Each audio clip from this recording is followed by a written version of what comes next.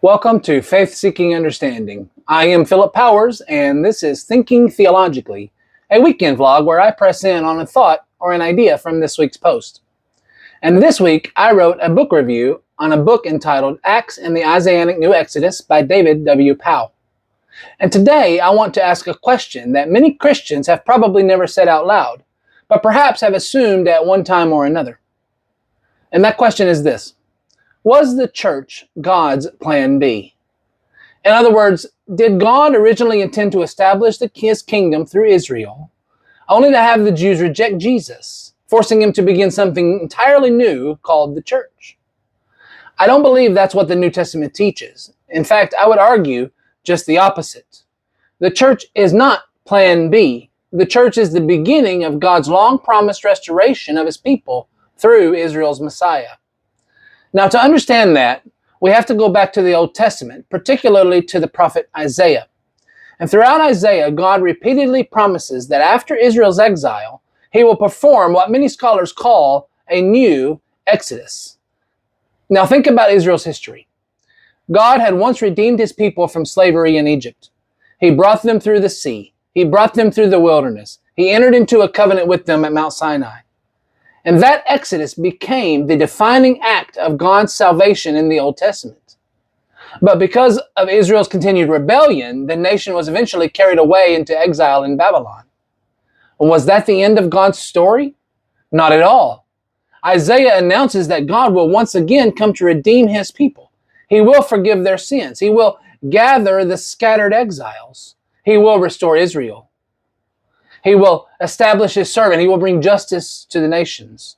And he will extend his salvation to the very ends of the earth. In other words, Isaiah describes a second and even greater Exodus. Not merely another journey out of captivity, but a new act of redemption that would surpass the first. And here's where the book of Acts becomes so fascinating. David Powell argues that Luke understood the mission of the church as the beginning of that very new Exodus. Think about the story Acts tells. Jesus, God's promised Messiah, his servant, has been raised from the dead. The Holy Spirit is poured out at Pentecost. The apostles begin proclaiming forgiveness of sins. And the gospel spreads from Jerusalem to Judea to Samaria and ultimately to the ends of the earth. Gentiles are welcomed into the people of God. Those are not isolated events. They are exactly the kind of things Isaiah said would happen when God came to restore his people. Luke simply isn't recording the history of the early church. He's showing us that God's ancient promises are finally becoming reality. The apostles aren't announcing a new religion.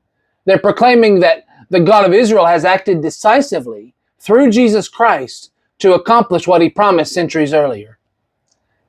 And that's why the apostles quote the Old Testament so often throughout the book of Acts. They're not simply looking for proof texts. They're announcing the fulfillment of God's promises. They're declaring that the new Exodus has begun. And that brings us back to our original question. Is the church plan B? Absolutely not. The church exists because God's promises are being fulfilled. Through the death, resurrection, and exaltation of Jesus, God has begun gathering his restored people exactly as Isaiah foretold. Believing Jews and believing Gentiles are united together in the Messiah, sharing in the blessings that God promised so long ago. Now, that doesn't mean that God is finished with ethnic Israel. I don't believe the New Testament teaches that either. In Romans 11, the Apostle Paul looks forward to a future work of God among ethnic Israelites when their present hardening will be removed, and he says all Israel will be saved. In other words, the new Exodus that has begun through Christ and his church has not yet reached its final destination. The restoration has been inaugurated, but it has not yet been consummated. God's promises are still unfolding exactly according to his sovereign plan. And that means the church is neither a replacement for Israel nor an interruption in God's purposes. Rather, the church is the first fruits of the restoration program that God promised through the prophets. A restoration that will ultimately reach its completion when Christ returns, when Israel is fully restored, when the nations are gathered, and when God's kingdom is established in all its fullness. And I think that's a beautiful way to read the book of Acts. Acts isn't merely telling a story of missionaries traveling across the Roman Empire. It isn't merely the story of the church's growth. It is a story of a faithful God who keeps his promises. The same God who called Abraham, the same God who delivered Israel from Egypt, the same God who spoke through Isaiah.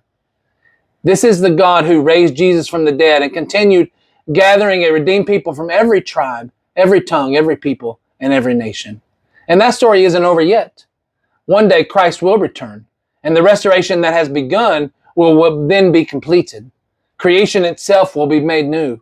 The nations will worship the King, and Israel's restoration will reach its appointed fulfillment. And God will finally dwell with his people forever.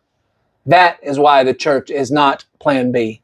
The church is living proof that God always keeps his promises. Well, if you have found this content to be helpful, I would encourage you to follow and subscribe to my channel, follow and subscribe to my blog, Faith Seeking Understanding, and I will see you next time on Thinking Theologically. God bless. Have a great day.